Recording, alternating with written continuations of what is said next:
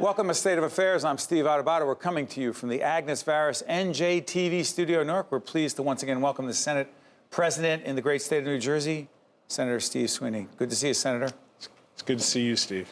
Let's jump right into this. Path to Progress is a report that has been researched, submitted, and now says, what are the keys to fiscal health in New Jersey? Well, look, there's several. But you started this whole thing.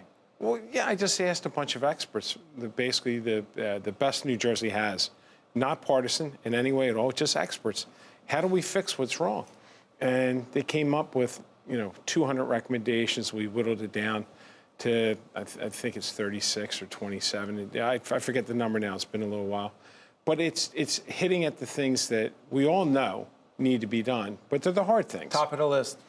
Pension reform, healthcare reform, school consolidation, things that we've talked about for years that is now to a point, these are the big things that have to get done in order to save billions of dollars for taxpayers.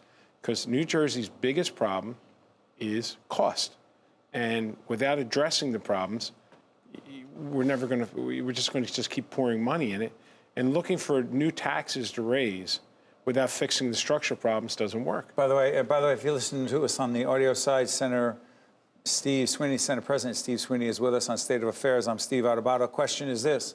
New Jersey's fiscal health, one of the issues that you and the governor disagree on is that he believes strongly that in order to strengthen the fiscal health of the state, we need to, in fact, increase taxes on those who earn the most money. After $1 million, every dollar is taxed more. He says if we don't do that, we're not going to have money for a lot of the programs that people want.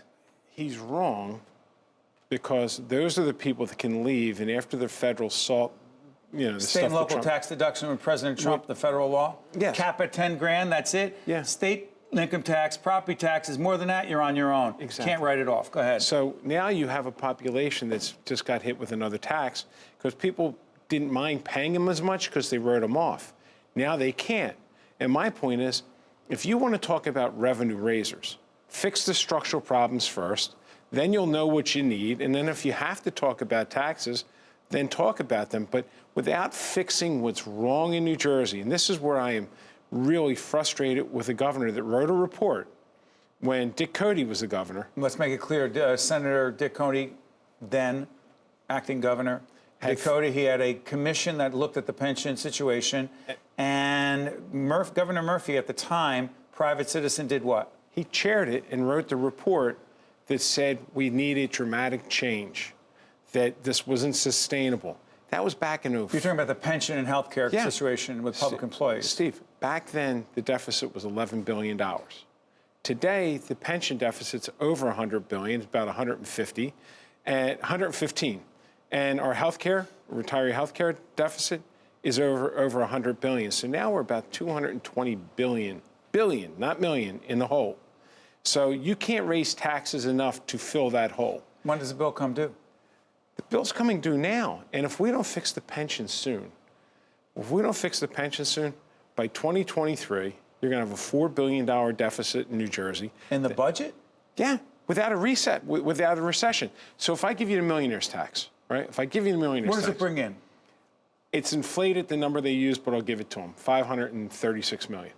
And increased revenue to the state. Go ahead. If no one leaves. So, okay, I'll give it to them, 536. What about the other $2.5 billion? Steve, we can't raise taxes to get us out of this. We need to make structural reforms. Listen, I want to make sure teachers have good pensions. Same with all public employees. But other states, 12 other states in this country, have changed their pension structure. Well, we have to, respectfully, Senate President Steve Sweeney with us on State of Affairs. I'm Steve Adubato. A few years ago, didn't you, together with Republican Governor Chris Christie, work on this, and there was pension reform? It wasn't enough, though, Steve. That's the problem. We did what we could get done, because these are big things. Like I said, these are things you talk about forever, and it's very rare you do. If we don't do this, Oregon just did it.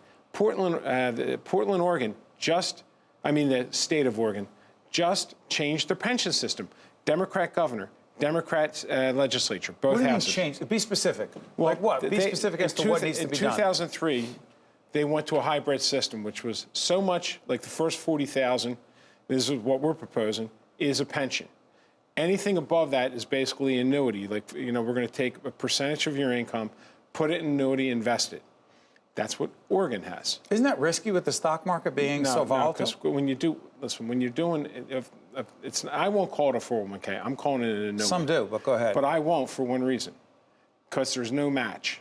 So if you're doing, and that's what the other states do, but you don't put it in high risk. I deal with annuities all the time. In your work and as an iron worker. Yes, and who deals with the union very directly. And we all have annuities to supplement the pensions. But this way, you start to change, Steve. You start to move the process. If we do it today, 30 years from now, it'll be fixed. But if we don't do it, in Oregon, when they did it, their pension funding dropped from 90% to 80%. And the governor and the legislature made changes to it again, legislatively. We're in like the high 30s. We're almost bankrupt, and people don't realize it. You use that word sometimes, and is that the right word, or Yes. is that hyperbole, an exaggeration? It's not an exaggeration. If we continue the course we're going to be bankrupt. And here's the bigger problem. We can't fund anything, Steve. Everything has to go to pension and health care now. Everything. When you look at this budget, we're squeezing pennies here and there to do additional things. If the pension system had not been played with, starting with the Whitman administration, the pension payment would have been $800 million. When you say played with, either not put money into or taking money out, go ahead. Bonding, and then government's not funding. Right. But look, there was a little secret to that one. I shouldn't say taking money out. It wasn't taken out. But it was bonded. They bonded the pension. But what else they did, Steve, what else they did was there was a wink and a nod when the pension payments weren't being made. I was there. I watched it. And I was like, what are you guys going to do with your pension? What did they think was going to happen when the bill came due? Well, the problem is they weren't going to be there. The people that made these decisions, the people that are here today Yes. are not the ones that made the decisions. So I don't blame you and the governor and the other legislators other state leaders, it's your job to, quote, deal with it. That's where we are. So let me ask you, say it doesn't happen. What does it mean for the average citizen in New Jersey, not a policymaker, not an insider, not somebody who follows what's going on in the state capitol every day? What would it mean to their lives? They're going to have to find ways to raise taxes, whether it's increased sales taxes. Look, if the pension system goes broke and we have to start paying out $6 billion a year, and we're not far from that. There's zones like a green, yellow, and red. When you're in trouble with pensions, we're in the 30s, high 30s, and it keeps dropping as we keep putting more money into it. So, Steve, it's one of these things that it's not working. No matter how much money we will continue to fund our full obligation, knowing a recession's coming. Say a recession's coming. Could it mean, Senate President Sweeney, that fewer state dollars to public schools in your community? Could it mean that? Absolutely. Could it mean fewer dollars for women's health care services? All across the board. Fewer dollars for infrastructure projects? Well, no, we dedicated You got the Transportation Trust Fund. Yeah, but how about higher education, where we have the second most expensive higher education system? Oh, yeah. Everyone's going to have to take a cut because there's no funding for anything. By the way, real quick, switch gears on this. It's a fiscal issue as well. You and the governor appear to be at loggerheads on this.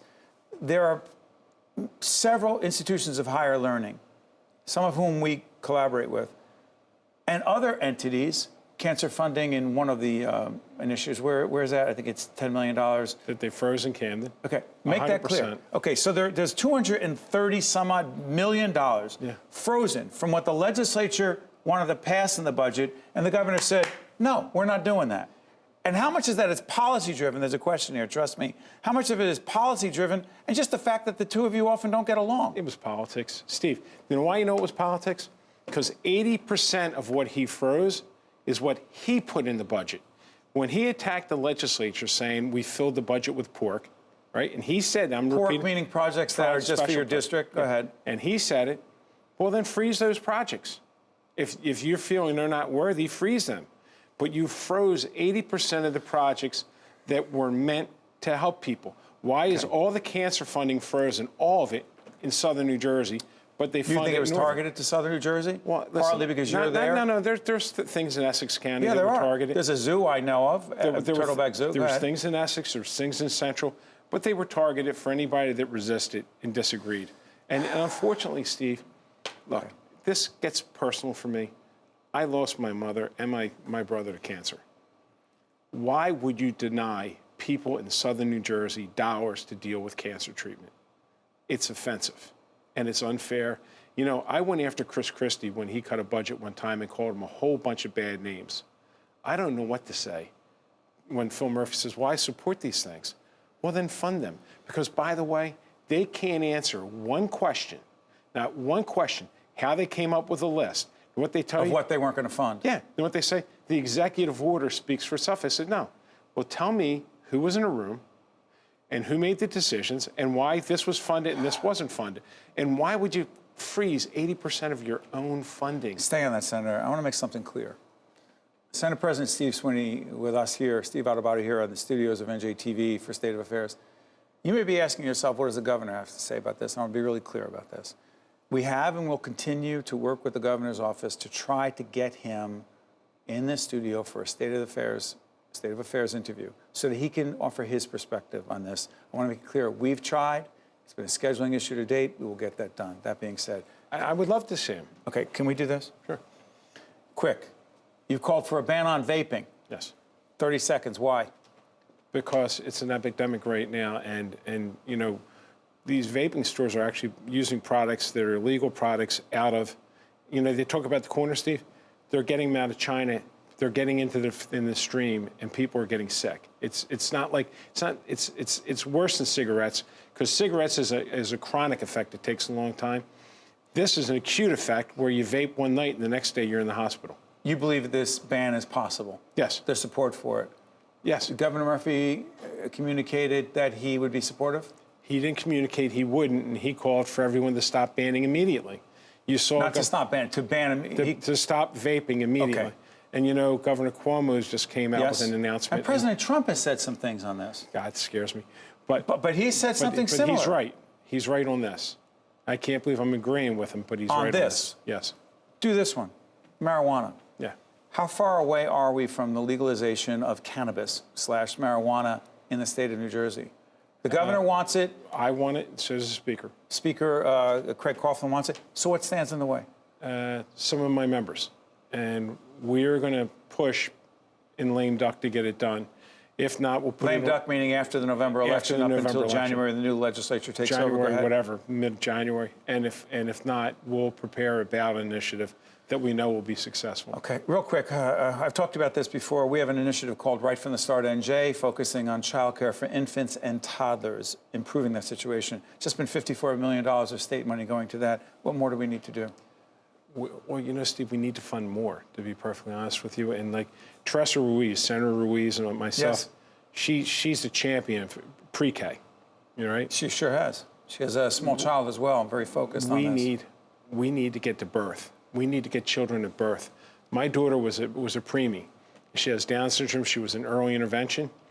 The earlier you get someone, the more they learn. Your brain, 85% of your brain develops from birth to 5 years old. So we should be looking at putting as much money in as we can early, because it's that old Fram commercial, pay me now, pay me later. Got to pay either way. You make that investment up front.